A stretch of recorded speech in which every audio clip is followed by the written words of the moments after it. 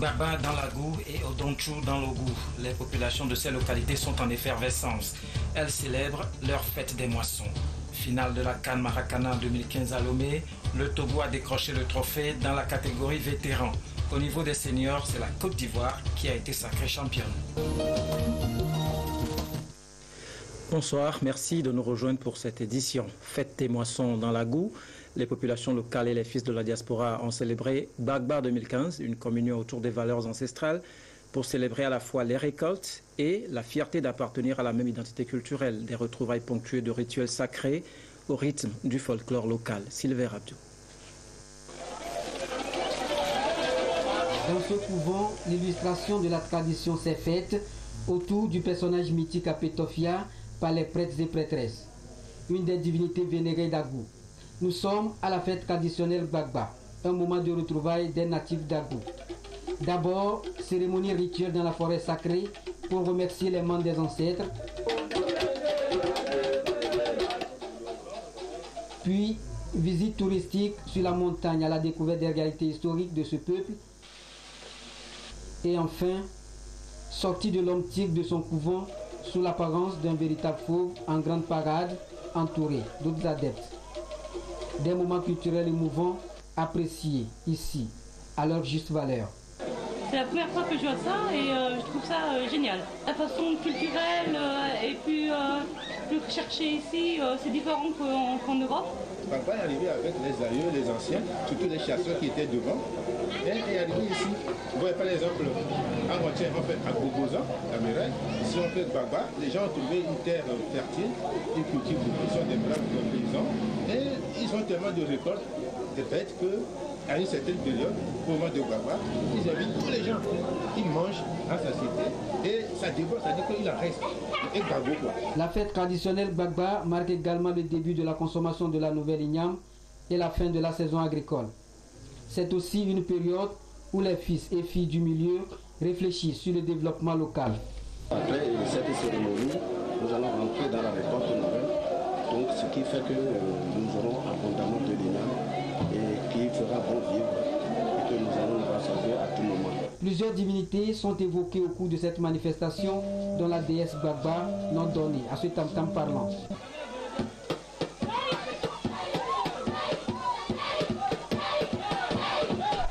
Des valeurs ancestrales à sauvegarder, selon le ministre Guy Madié Lorenzo. C'est une fête qui nous permet de nous ancrer et de nous rappeler de nos traditions, de nos cultures. Et comme vous pouvez le voir ici, il n'y a aucun clivage d'aucune sorte. Tout le monde est rassemblé pour cette fête-là. La culture doit être mise aujourd'hui au service de la paix et du développement et de la cohésion nationale. Et ce sont des valeurs qui sont chères au cœur du président de la République et du Premier ministre. Et si vous avez souvenir de ce qu'il a annoncé devant la représentation nationale, c'est qu'il veut faire de la culture un fer de lance de la cohésion nationale. Diverses activités socio-culturelles organisées à cet effet ont permis de dégager les meilleurs. Ces derniers ont reçu des récompenses, histoire de les inciter à la culture de l'excellence, mais aussi soutenir le leadership des jeunes. Cette célébration porte donc en elle le sceau d'une nouvelle vision, celle de fusionner les énergies pour développer le milieu. Junenyo, c'est la plateforme d'échange créée à cet effet à Kebo, à Glodomé. Les fils de la localité ont donc profité de ces retrouvailles pour ficeler les différentes stratégies destinées à promouvoir des projets de développement inclusif au profit des populations locales.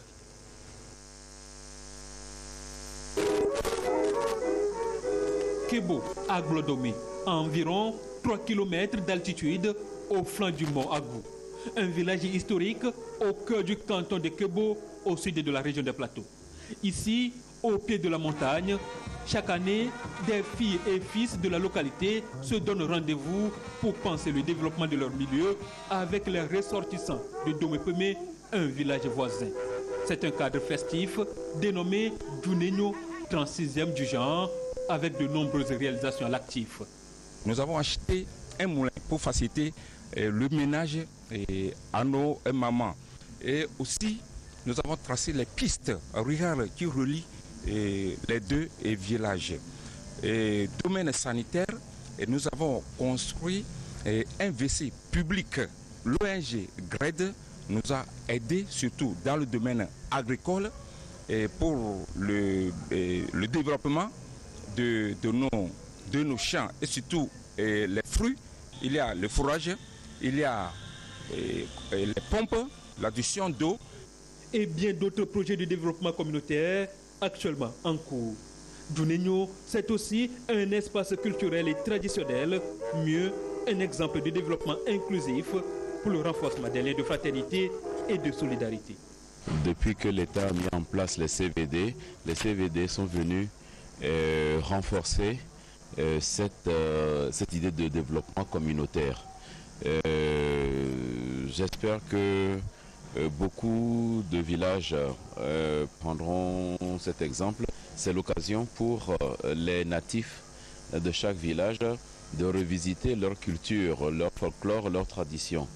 Généralement, c'est une fête qui dure 3 jours et qui intègre tous les âges. À l'occasion, les nouveaux bureaux du comité villageois de développement et de la commission de contrôle ont été officiellement mis en place. Fondés au 19e siècle par Agboudra, selon des sources ancestrales, Agbo Domé doit son nom à ces 2 rochers, Agbo et Domé, situés à l'entrée du village. Un reportage de Pierre Sousoukbo. Le folklore était également à son comble dans l'Ougou, où a été donné le coup d'envoi des festivités marquant Odonchou 2015, un lancement couplé d'un festival de danse traditionnelle. Yves Agbevi. C'est l'entrée des autorités au stade municipal d'Atakpamé, déjà bondé de monde, qui a donné le ton à l'édition 2015 de la célébration de la fête du Grand Ougou, Odon Ichou, célébration de l'igname, première culture du milieu.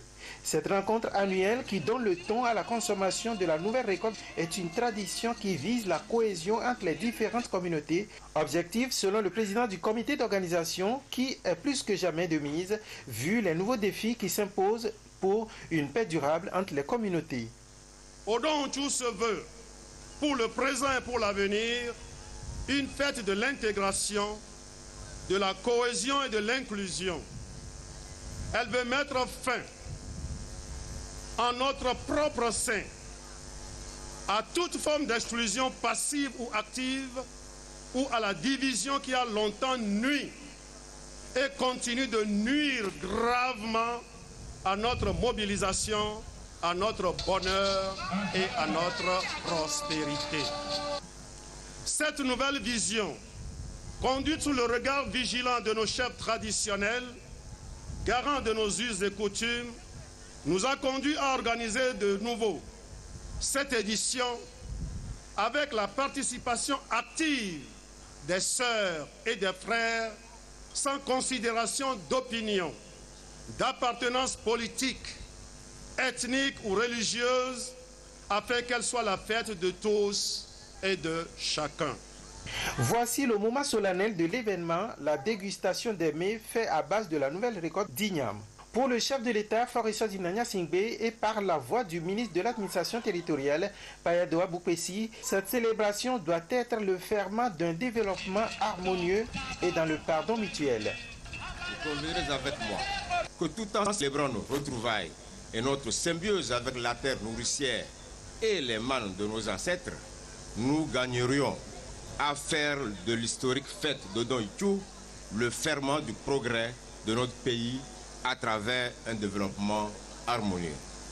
À cet égard, pour y parvenir, nous n'avons pas le droit de laisser prospérer la discorde, mais en revanche, nous nous montrerons dignes bâtisseurs de la cité en tirant meilleur parti de nos différences, qu'elles soient politiques, ethniques, sociologiques, religieuses, etc.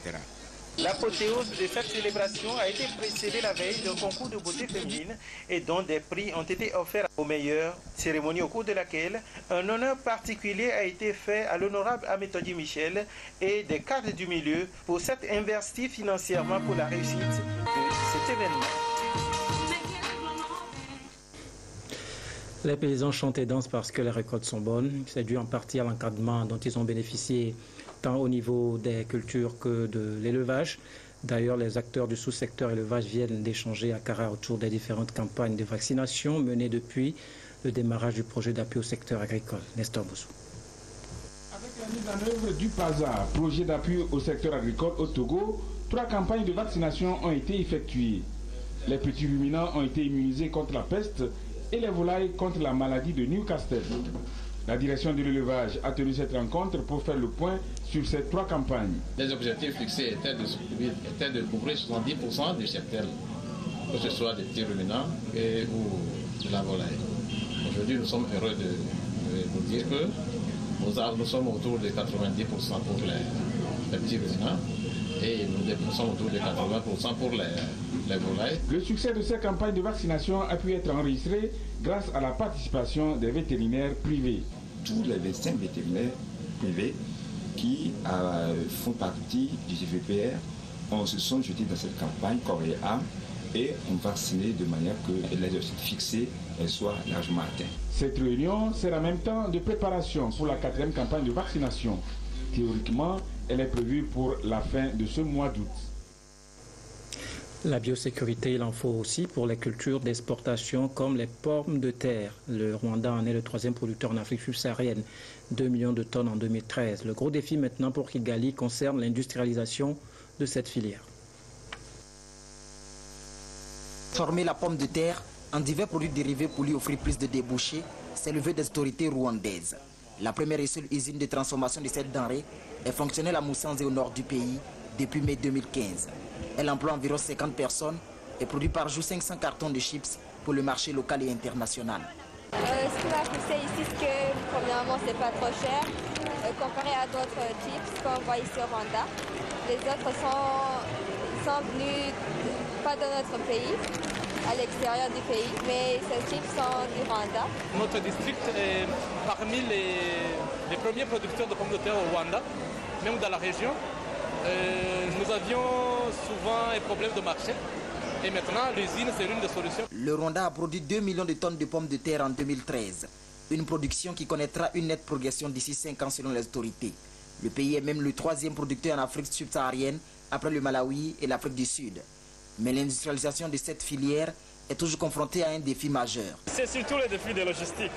Donc on doit importer les emballages parce que si ça doit être biodégradable, on doit les importer d'Europe. Ça parfois ça cause des problèmes de logistique et ça rend que les prix soient un peu élevés comparé à la compétition qui vient de l'extérieur. Le pays vise une production annuelle de 7 millions de sachets de frites. L'usine de Musanze collabore avec 16 coopératives agricoles. Elle compte à long terme extraire de l'amidon et produire des boissons alcoolisées grâce à la pomme de terre. Hiroshima le 6 août, puis 3 jours plus tard Nagasaki, le Japon ne se remet guère des affres des 2 bombes atomiques qui ont décimé sa population en 1945. La commémoration des 110 ans de ce triste souvenir est placée sous le signe d'un combat désormais engagé contre la prolifération de l'arme nucléaire.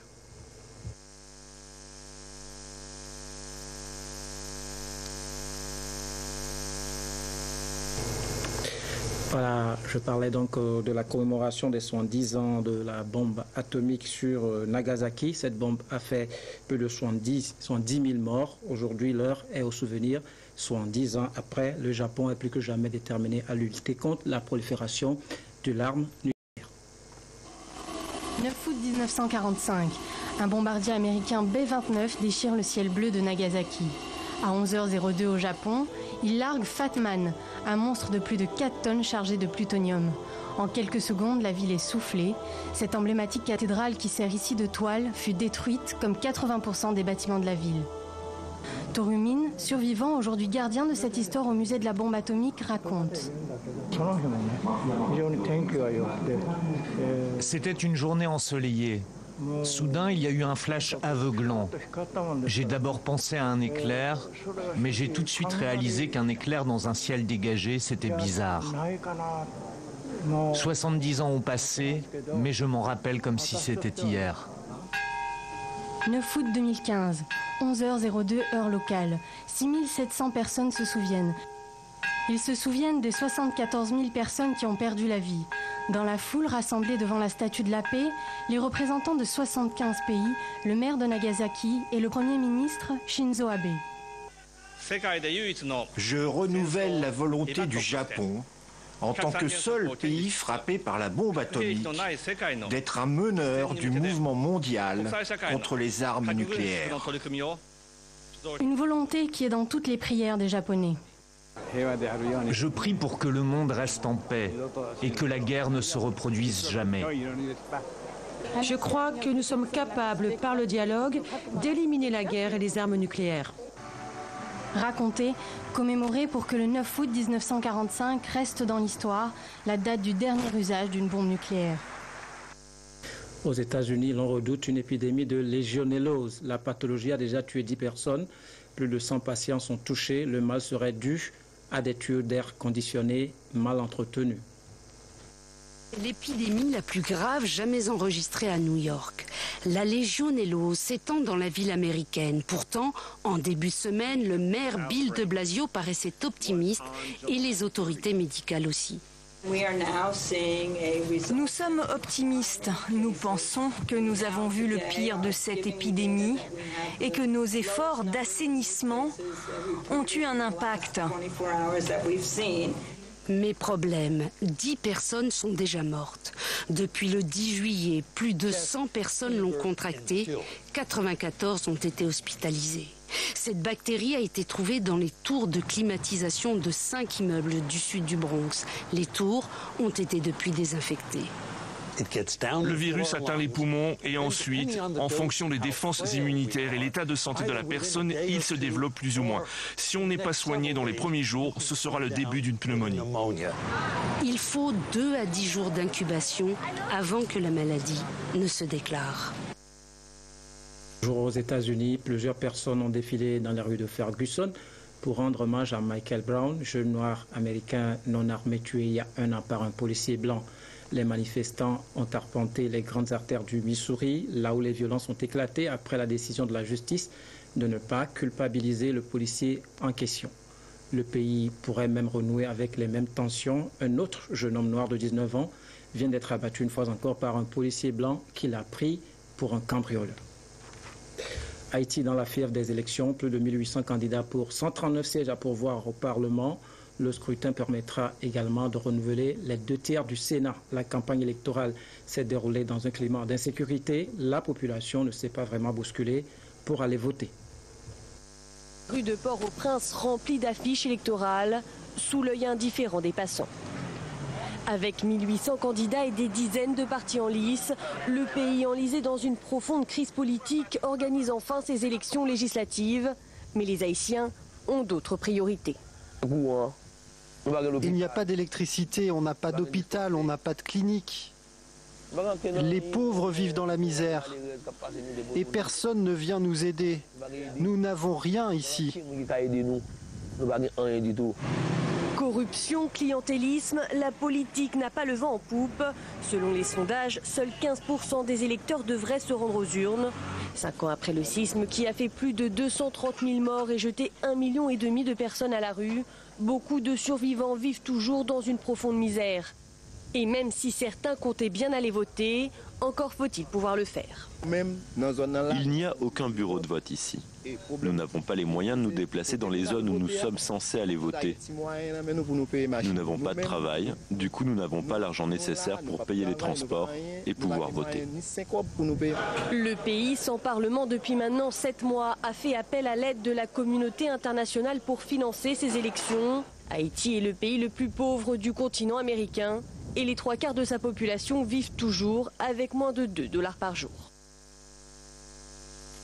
Au moment où la jeunesse de Port-au-Prince est déboussolée, les jeunes Togolais membres du parti Obus, eux, sont sereins. Ils veulent s'inscrire dans l'agenda de développement de l'État en prenant une part active aux différents sujets relatifs à la vie socio-économique et politique du pays. Une vision clairement affichée lors de la convention qu'ils ont tenue samedi à Lomé. Pierre Sousoupo. La jeunesse solidaire, branchée de l'organisation pour bâtir dans l'Union, un Togo solidaire au but, s'engage à jouer sa partition dans le processus de développement du Togo. Elle veut être au cœur de l'émergence du pays. Une position largement clarifiée à l'ensemble de la jeunesse de ce parti à travers cette convention qui a rassemblé des délégués venus de divers horizons. À l'issue de la convention, un nouveau bureau a été porté à la tête de la jeunesse de ce parti qui fête d'ailleurs ses 7 ans d'existence. La jeunesse togolaise, comme la jeunesse partout ailleurs, est confrontée à beaucoup de défis et nous pensons qu'avec ce nouveau bureau, nous allons relever ces défis. Pour le président national du parti, nul ne doit être en retrait par rapport au quinquennat du chef de l'État axé sur un programme social. Pour moi, ce quinquennat, il est décrété social, mais il faudrait également qu'il comporte une forte dimension de toute façon d'intérêt de notre jeunesse. En cela, au but, en tout cas, apportera des contributions pertinentes pour éclairer les pouvoirs publics sur l'orientation qu'il faut donner pour que la jeunesse togolaise soit celle-là qui réalise l'émergence dans notre pays. C'est un nouveau départ pour les jeunes de cette formation politique qui entendent définir des stratégies innovantes pour emporter l'adhésion de tous ceux et celles qui hésitent encore à s'engager en politique.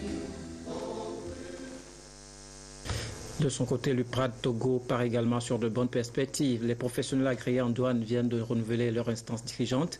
La corporation entend s'illustrer davantage comme un partenaire crédible de l'Office togolais des recettes. Luc Assis, Gérard Lagoudou.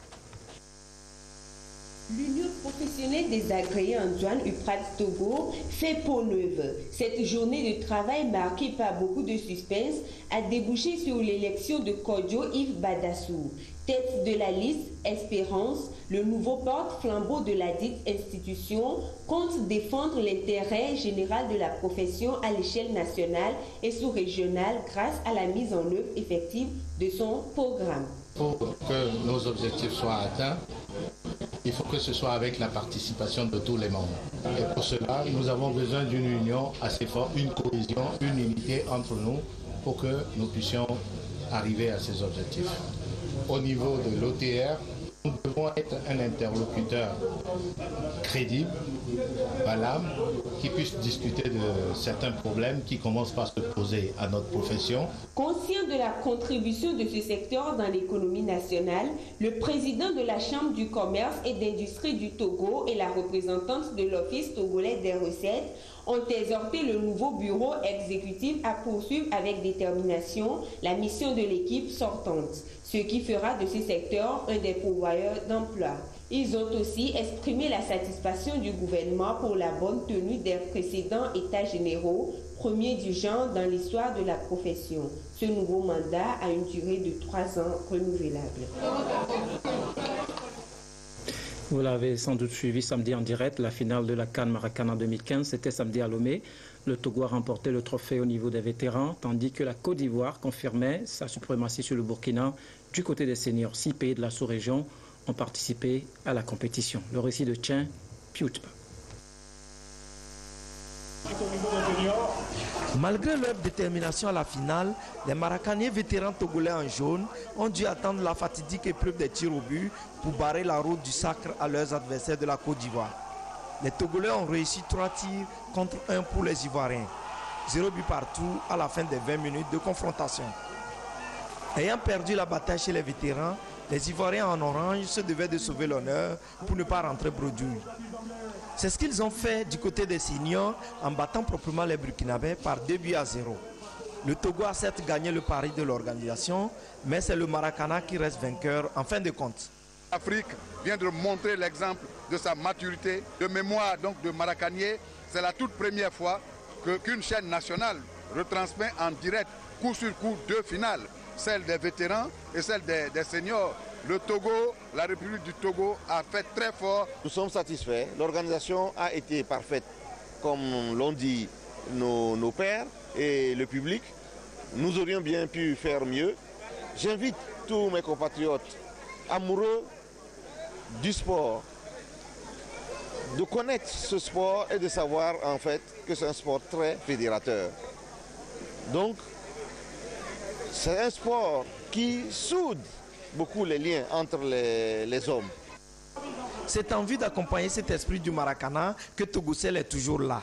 L'esprit du fair play nous a plu dans ce genre d'activité, ce genre de sport.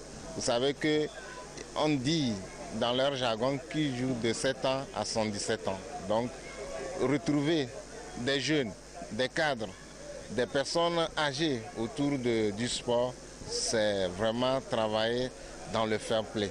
Donc cet événement intéresse beaucoup Togo Cellulaire. Comme à la fin de toute compétition, des récompenses ont été remises à l'équipe Fair Play le Mali, aux meilleurs buteurs vétérans et seniors, à diverses personnalités et aux champions dans les deux catégories. Le Burkina Faso accueille la 5e édition en 2016. Voilà, merci de nous avoir suivis. Restez avec nous, nos programmes se poursuivent.